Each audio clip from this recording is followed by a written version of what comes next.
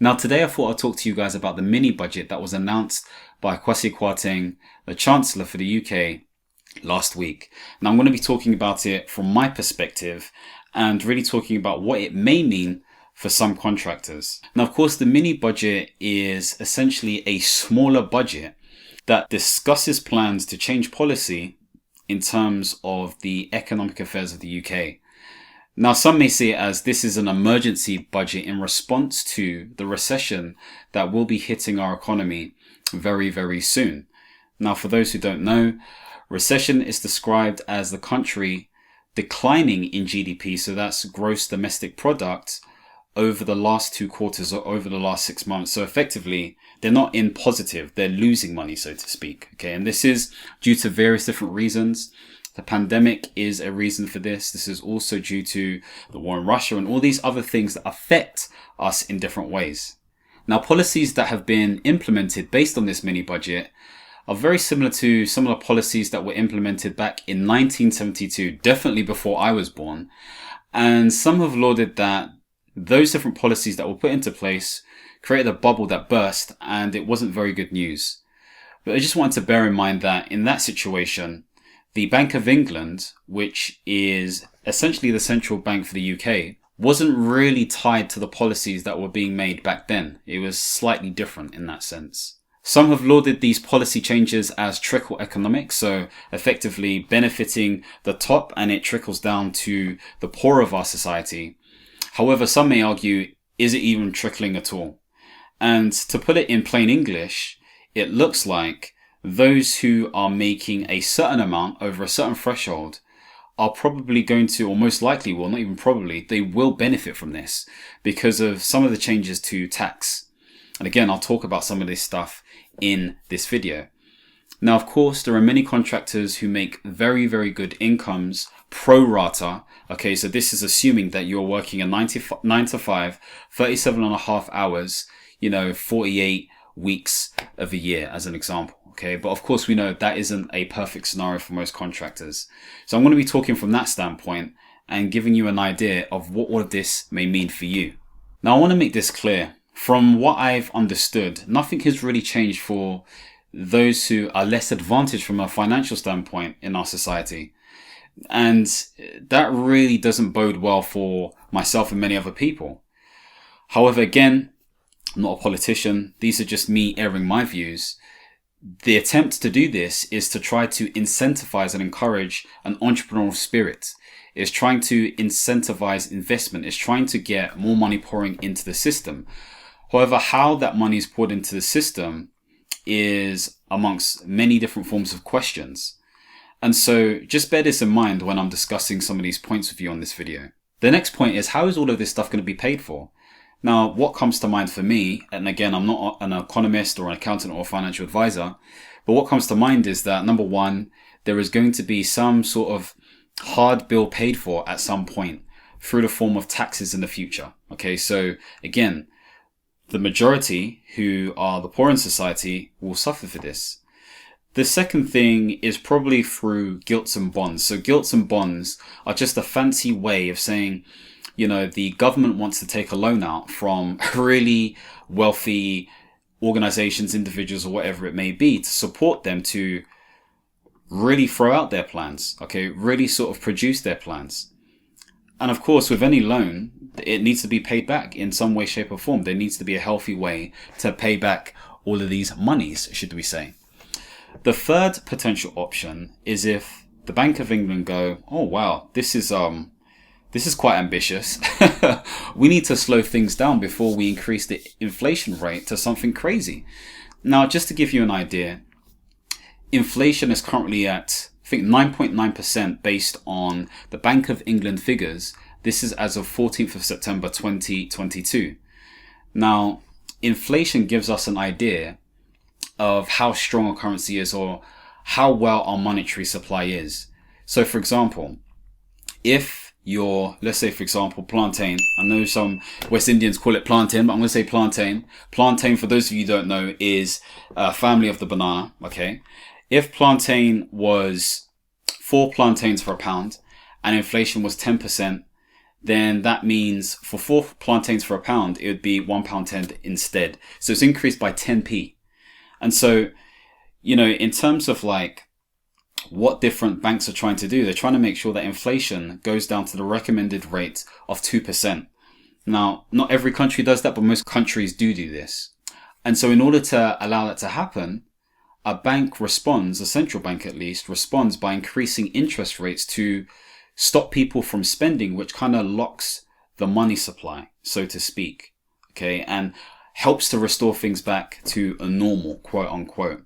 Of course, they're partly responsible for this because of quantitative easing, and they print money on demand, especially in situations like the pandemic and other things that may affect printing of money. Anyway, let's get into the first factor that they discussed at the mini budget. The first thing is income tax. So as of April 2023, income tax will go from 20% to 19%. So to be specific to you, this is the basic rate. There are different tiers, okay? And so that means anything from £12,571 to £50,270, I can't believe I just remembered that, will be taxed at 19%.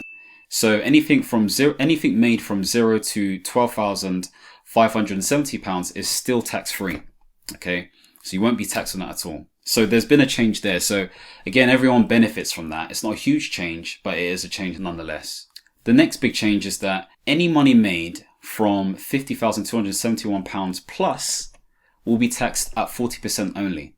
Now, what they had before was they had a tax of 40% for any income made above £50,271 to £150,000. And then they taxed a further 45% on anything made above £150,000. But now it's a complete blanket 40%. For a lot of contractors, for those inside and outside IR35 who do pay income tax, this will be a huge benefit because there are many contractors within the game who do make large sums of money pro rata. And so this is definitely something to note. So again, people are instantly making money in that sense. There is more money coming into the bank that way. Now, this should not affect day rates unless due to these changes, there is some sort of indirect effect that occurs that causes day rates to be changed from the client's end. So that is income tax. The next one is national insurance contributions. Now, there will be a reversal of the 1.25% rise in national insurance from 6th of November 2022. Now, again, this is great because those who are inside IR35 who contribute to national insurance, especially because their intermediary is usually an umbrella company, this means that, again, it's more money for them to keep, so to speak. So that's something to note. There's not much to say here, apart from, again, that's good news from that standpoint. And again, this affects everyone else as well, not just contractors. The next thing is corporation tax. Now, there was a plan to, again, increase corporation tax to 25%. And look, the aims of doing this was just a different strategy to bring more money into the system. And again, fundamentally, the sort of ideology is between this whole idea of, do you bring more money into the country based on taxation, or do you bring more money into the country based on innovation? Now, of course, that's a very simplified view. And it's not just that. There are many intricacies and complexities that are linked to these different things.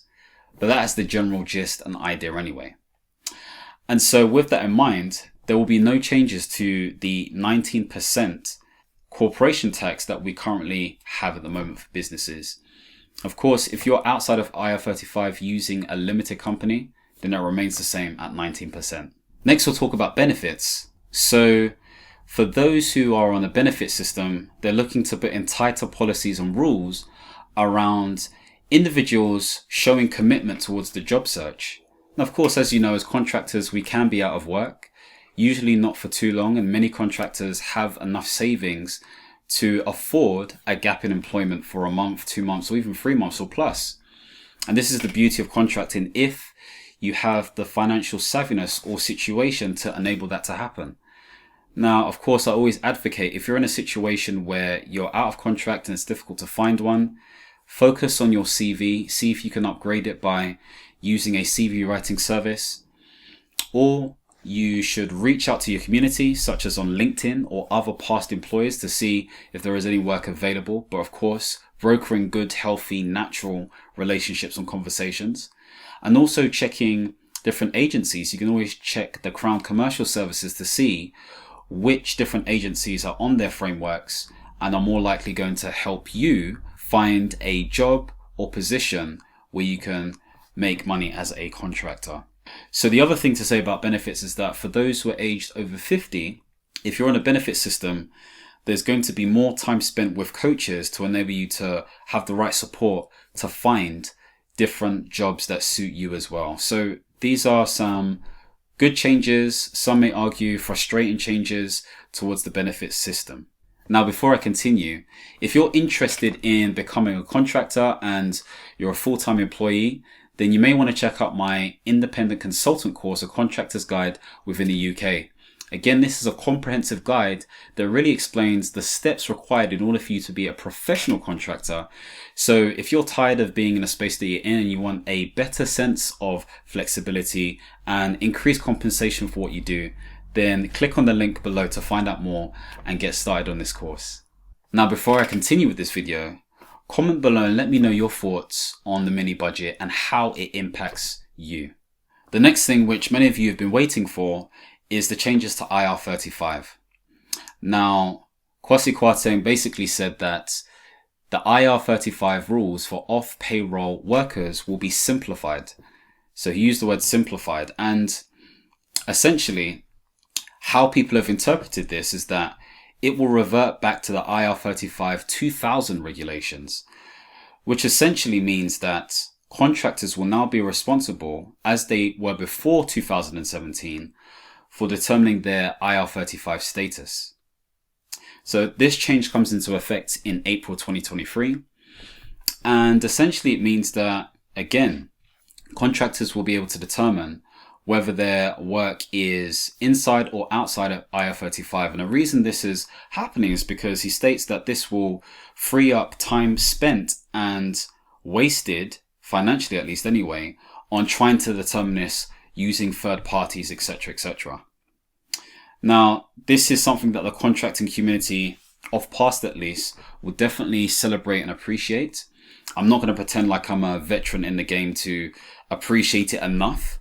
It sounds like good news, but it doesn't mean that the HMRC can't check to see whether you are validly working inside or outside of IR35. So for those of you who don't know, HMRC can investigate to see if you are legitimately inside of IR35, i.e. pretty much doing works that is deemed very similar to an employee, or pretty much doing works that is foreign to what an employee would do for their end client organization. And so what you can do, and this is something my friend was telling me about, is that you can get insurance to protect you if HMRC do investigate you and want to check your status. Of course, there are companies like Knightsbridge and others that can do this for you. So again, if you're a contractor, if you haven't done this already, you're looking to get into contracting and, April comes round, then of course, definitely look into this insurance. Now, how quickly these public and private sector organizations do this is another question, okay? But it's always good to be prepared where possible. Just a side note about investing, there is a new scheme that they're looking to launch for startups and new businesses to have up to £250,000 to help investors in terms of tax relief. So again, if you're a contractor or a self-start or professional looking to start a business and you fit certain criteria, then this is something to definitely look out for as well. Next, we have stamp duty. Now, if you bought a property between the 1st of July 2021 and the 22nd of September 2022, then again, if you're a first-time buyer, such as myself at the time, you would have been applicable for the 0% stamp duty for up to £300,000 on your property. So let's say, for example, your property was worth £400,000. The first £300,000 was stamp duty free. You didn't have to pay any stamp duty on it. The remaining £100, you had to pay a 5% stamp duty fee or cost. Okay. So again, 5% of that would be £5,000. And of course, that 5% was applicable for anything up to £500,000 on the value of the property. Now, the big change is that they've increased that allowance from £300,000 to £425,000. So I definitely missed out. And for the next £200,000 above £425,000, it will be 5% on top of that. Now, of course, this seems like great news, and there may be first-time buyers over the country who are like, yep, definitely going to invest in a property and all this kind of stuff there. However, there is always going to be some sort of effect. And like I said at the beginning of this video, the Bank of England may be like, well, we need to afford this somehow. I mean, you know, the Chancellor may be optimistic based on entrepreneurial inspiration and vigor. However, the reality is, you know, the books may not add up. And so they may decide, which it looks like to be fair based on their last letters, to increase the base rate. And many of you know, over the last 12 months or so, the base rate has increased from 0% to now 2.25%. That's insane. And it sounds insane to those who are millennials like myself, but those who are buying properties back in the 90s, the 80s, etc., they've seen high interest rates. With that in mind, just note that there is likely going to be an increase in the base rate. Again, the idea behind this is to reduce spending and to reduce the inflation rate, because there is a close relationship between inflation and the interest base rate as well. And so when the interest base rate increases, okay, when that happens, I'm going to say, then it is likely that mortgages will also increase as well. So they're predicting about 4.75%, which basically means that mortgages are likely to increase as well. Now, usually when the base rate increases, mortgages are roughly 2% plus higher than that. So you're looking at mortgage rates of between 6 to 7%. Now, of course, this isn't a problem potentially for those who are on a fixed term mortgage and they've locked in a nice deal at 2% or maybe even 4%. Okay. However, for those who are expiring in terms of their mortgages, or for those on a variable rate, again, those are the people who are going to be impacted by these. And so the best thing to do is to check an amortization calculator, okay, based on the details and the status of your mortgage, and calculate how much in terms of difference you would pay at 7%. So I've definitely done this for myself. And if this was to happen, if I was in that situation, it would cost X amount of monies per month. And it's better to think about it in terms of cost per month as opposed to just a percentage, because then that way you have a better way of planning. So that would be my quick tip for you if that is applicable to you. The next thing I want to talk about is energy. Now, of course, energy has been increasing. They predicted that, you know, an average annual amount would be £3,500 per household per year, which is crazy. Okay, we're used to seeing 1,200.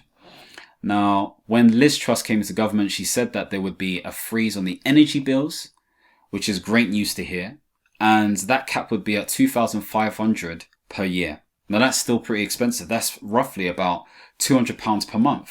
However, this is a £60 billion package starting from October to March, or April, should I say, for only 6 months.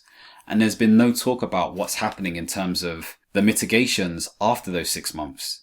And this is why everyone's a bit worried. And so whether you're a professional contractor, it doesn't really matter, to be fair. You need to be thinking about how can you make more money? How can you save more money?